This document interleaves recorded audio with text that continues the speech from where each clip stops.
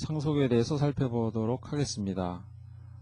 상속이란 기존의 클래스의 속성과 행동을 그대로 받아들이고 또 추가적으로 필요한 기능을 새로운 클래스에 덧붙이는 것을 의미합니다. 그러니까 새로 만들어진 클래스는 어떤 클래스의 모든 기능을 그대로 받아들이면서 추가적으로 어떤 기능을 더 가지고 있다는 얘기가 되겠죠. 이러한 기능은 소프트웨어의 재사용 관점에서 중요한 역할을 하고 프로그램의 개발 시간을 단축시켜주고 또 구조적인 잘 짜여진 그런 틀을 제공한다고 할 수 있겠습니다. 어떤 클래스에서 상속받는다라고 한다는 것은 우리가 is a 관계에 있다라고 얘기를 합니다. 예를 들어서 A가 부모고요, B가 자식 관계라고 하면은 B is a A라는 관계에 있다고 있을 때 우리가 이거 상속받을 수 있다는 얘기가 됩니다. 예를 들면 사람은 동물이다라고 했을 때 사람은 동물이 더 큰 범위죠. 동물이 조금 더 일반적이고 공통적인 특징을 가지고 있습니다. 그래서 동물이라는 클래스가 있고요. 사람은 그것으로 상속받아서 이런 하위가 되겠습니다. 그래서 사람은 동물이다라고 했을 때 사람은 동물이다 이렇게 화살표가 위로 가야 되겠죠. 이러면 우리가 동물로부터 사람을 상속받는다는 것이 되겠습니다. 그래서 is a 관계라고 합니다. 이거 완전한 포함 관계가 돼야 되겠죠. 그래서 그 상위에 있는 클래스를 우리가 슈퍼 클래스 혹은 베이스 클래스라고 얘기를 하고요. 그 아래에 있는 것을 우리가 서브 클래스 혹은 파생 클래스라고 얘기를 합니다. 또 다중상속이라는 얘기가 나오는데요. 다중상속이라는 것은 두 개 이상의 클래스로부터 이런 속성들을 상속받는 것을 의미를 합니다. 파이썬은 다중상속을 지원을 합니다. 자, 이것이 그 상속 관계를 나타내는 그림이 되겠습니다. 우선 베이스 클래스가 주어져 있고요. 이것으로부터 상속받은 상속 클래스, 섭 클래스 혹은 그 파생 클래스가 있을 때 우리가 이것을 B is A라고 한다고 했고요. 이것을 다른 말로 슈퍼 클래스라고 하기도 하고 섭 클래스라고 하기도 한다. 포함 관계는 이렇게 되죠. A라는 클래스가 여기 있고요. B라는 클래스가 여기 있는. 그러니까 이건 동물이고 이 사람에 해당하겠죠. 그래서 동물에 대한 속성, 사람에 대한 속성은 동물에 대한 속성 플러스 사람에 대한 개별적인 속성을 의미한다라는 것이 되겠습니다. 예를 살펴보도록 하겠습니다. 여기 person이라는 클래스가 정의가 되어 있고요. 이 person은 그 개인적인 정보, 이름과 전화번호를 저장하는 그런 클래스가 되겠습니다. 그 person에서 상속을 받은 employee, 직원이라는 그 클래스죠. 이것은 직원이라는 것은 이제 개인적인 속성도 있고 또 그 회사의 직원으로서의 별도의 속성이 있기 때문에 person이라는 클래스로부터 지금 상속을 받고 있습니다. 초기화 그 생성자가 호출될 때 이런 4개의 파라미터를 받고요. 이 중에서 name하고 for는 상위 클래스에서 정의가 되는 것이기 때문에 여기 지금 상위 클래스의 초기화 루틴에 의해서 이 값을 초기화하고 있고요. 또 포지션과 셀러리는 인플로이 고유의 정보가 되겠습니다. 그래서 그것을 여기서 초기화하고 있습니다. 여기에 이렇게 상위의 클래스, 이니트 클래스의 상위의 메서드, 이니트 메서드를 호출하는 이것은 반드시 언바운드 클래스 메서드 호출이어야 합니다. 다시 말씀드리면 클래스 이름 점 메서드하고 첫 인수로서 반드시 그 인스턴스 오브젝트가 넘어가야 하고요. 필요한 인수들을 써주게끔 되어 있습니다. 이렇게 해야만 그 상위의 그 슈퍼 클래스의 이니트 초기화 생성자를 호출하게끔 됩니다. 만약에 이것이 없으면 이 초기화 루틴은 수행이 되지 않습니다. 왜냐하면 여기에 이니트가 있기 때문에 그렇습니다. 여기에 대해서 나중에 다시 한번 설명을 드리도록 하죠. 이러한 상속관계에 있다는 것을 우리가 그림으로 나타낼 수가 있겠죠. person의 employee. 그래서 name과 for는 이제 person에서 이제 정의가 되어 있는 그런 멤버들이 되겠고요. 포지션과 셀러리는 employee에서 지금 정의를 하고 있습니다. 그리고 이러한 메소드들을 갖죠. 사용 예를 보면요. M1에서 데이터를 넘기고 M2에서 두 개 인스턴스를 만들었죠. 이렇게 됐을 때 우리가 이름 공간은 다음과 같이 구성이 됩니다. person에 있어서 실제적으로 person이라는 클래스 공간 안에 어떤 이름들이 등록이 되어 있는가, 그것은 init와 display가 되겠습니다. 앞에 그림에서 보셨듯이 name하고 for는 등록되어 있지 않죠. 왜냐하면 name하고 for는 어떻게 되어 있습니까? self.name은 얼마, self.for는 얼마 이렇게 되어 있기 때문에 실제 이것은 여기서 등록된다는 의미지 클래스 공간 안에 등록된다는 것이 아니죠. 인스턴스 공간 안에 등록되는 값들이 되겠습니다. 그리고 employee는 init라는 메소드만 같죠. 그리고 m1이라는 실제적인 인스턴스에서 이런 4개의 값들을 갖습니다. 그래서 m1.name이라고 하게 되면 우선 여기서 name을 찾죠. 찾았으면 이 값을 취합니다. 만약에 name이 여기 없었다면 상위로 올라가면서 그 name을 찾으려고 하겠죠. 그래서 이런 호출에서 이런 결과를 얻어낼 수가 있었습니다. 자, 이번엔 메소드 대치에 대해서 살펴보도록 하겠습니다.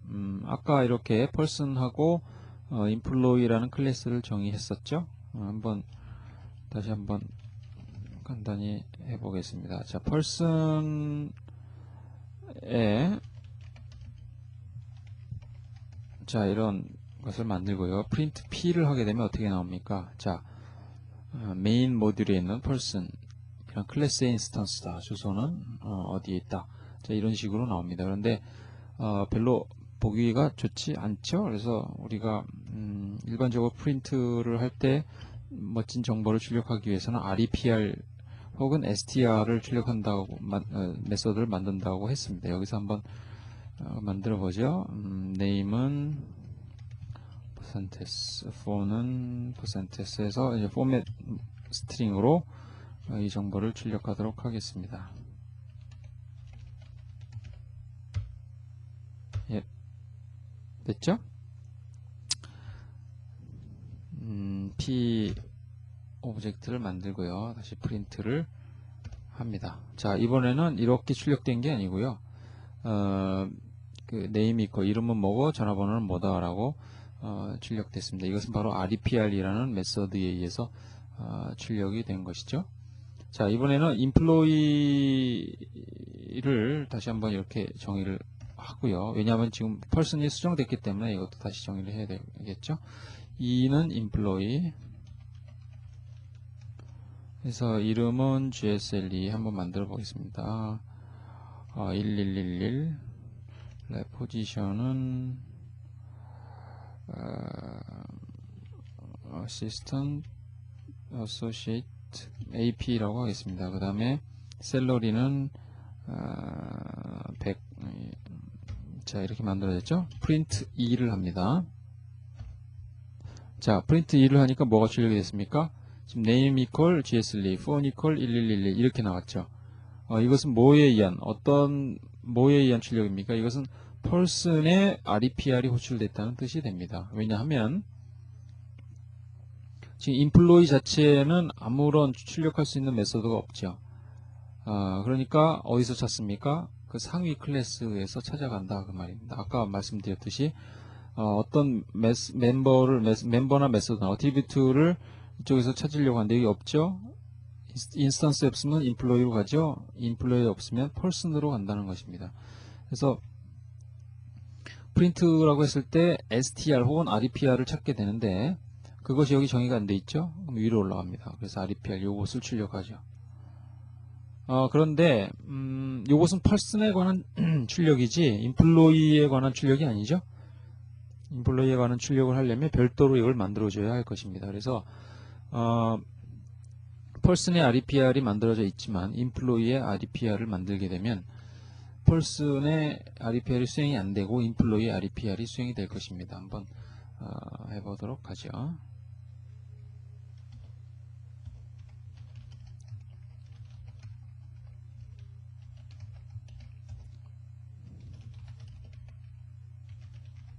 네임은 뭐고, 전화번호는 뭐고, 포지션은 뭐고, 그 다음에 샐러리는 뭐고,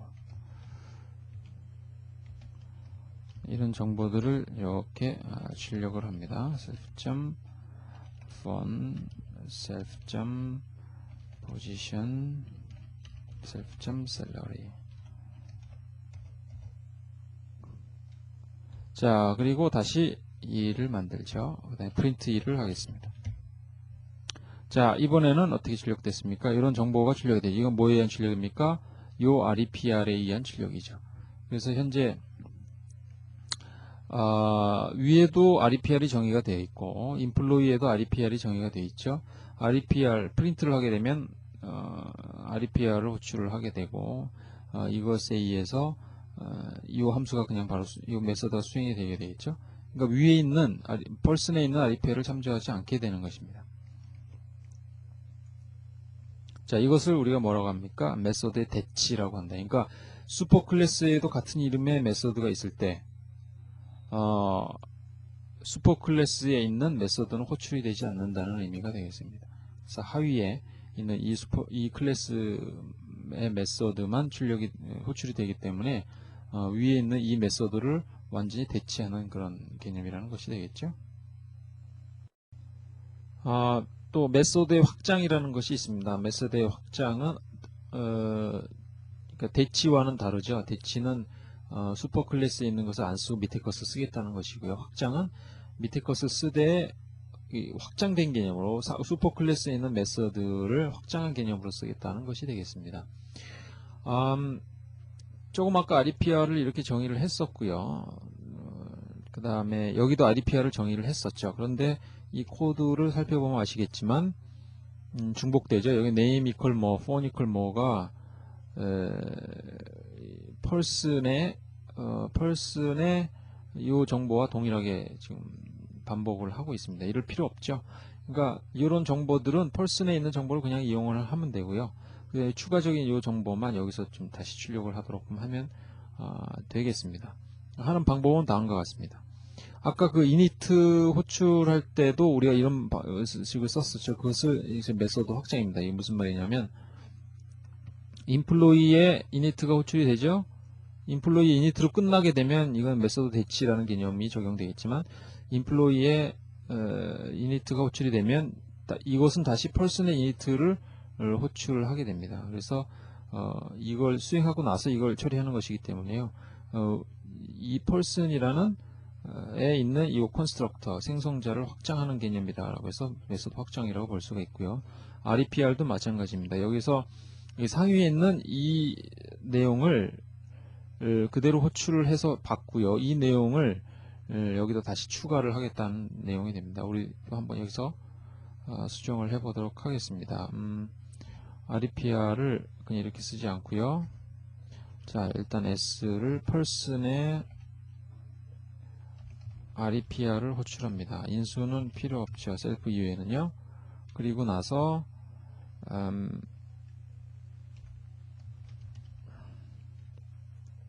self.name하고 phone을 출력하는 것이 아니고 여기에 그 상위 클래스에서 전달받은 이런 내용을 바로 출력하도록끔 할 수가 있습니다.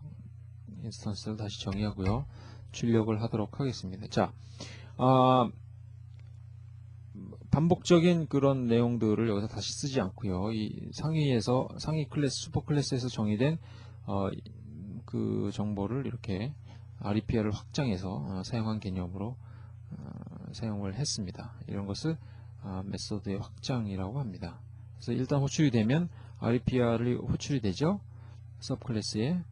그 다음에 여기서 이제 슈퍼 클래스의 펄슨의 REPR을 호출합니다. 그래서 이 결과가 넘어오죠. 이 결과를 이용하거나 아니면 이 상위 그 슈퍼 클래스 메서드에서 수행하는 이런 내용들이